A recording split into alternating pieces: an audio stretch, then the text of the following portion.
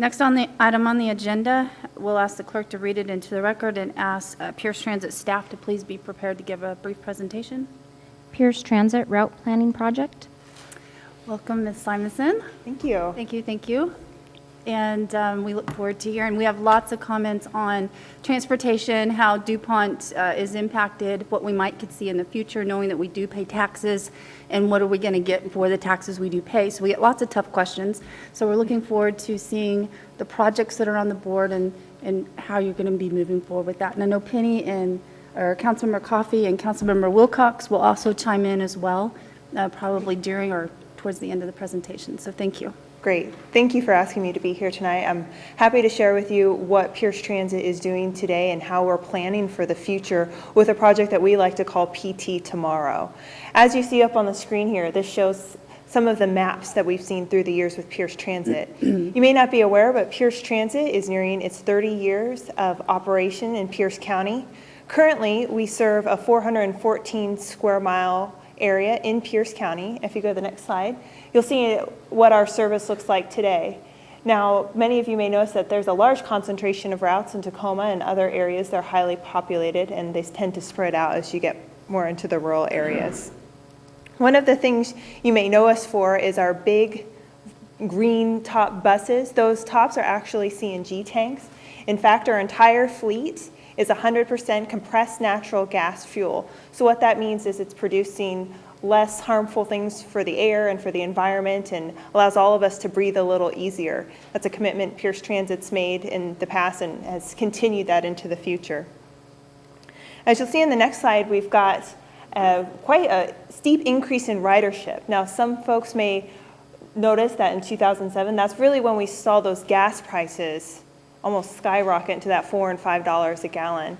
And I'm sure many of you and the staff and citizens would agree that you possibly changed your driving habits due to that. And what we saw was that some folks chose transit at that point, whether it be taking the bus, doing carpools, or van pools.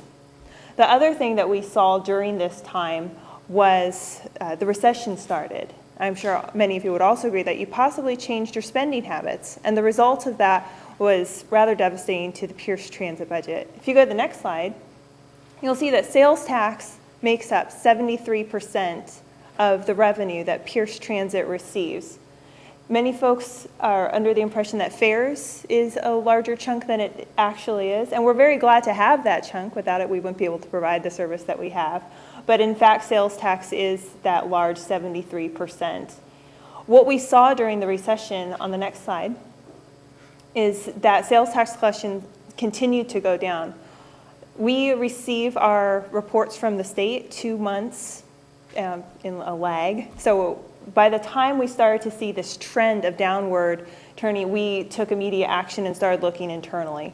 We started to make some cuts. We froze our hiring. We adjusted budgets. We took some measures to really take a look at ourselves. Unfortunately, as you see on this slide, we continue to experience more and more reductions in the revenue, as I'm sure all of you have seen at the city and also possibly in your own businesses. In July, we actually were forced to make some service reductions of about 5%, and that was very hard for our board to do and also for staff, as we know how vital bus service is, especially during times of recession.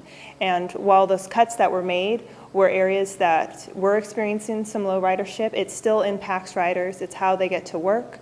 It's how they get to groceries. It's also how they spend time with family members, and that was very difficult to see that. But at the same time, we couldn't do anything else at that point. Now, the $41.3 million that you see down there at the bottom, that's projected loss. Since the history of Pierce Transit, we've actually been on a pretty steady 6% growth year after year. So that blue line at the top shows you where we would have been if we would have continued to grow at 6%.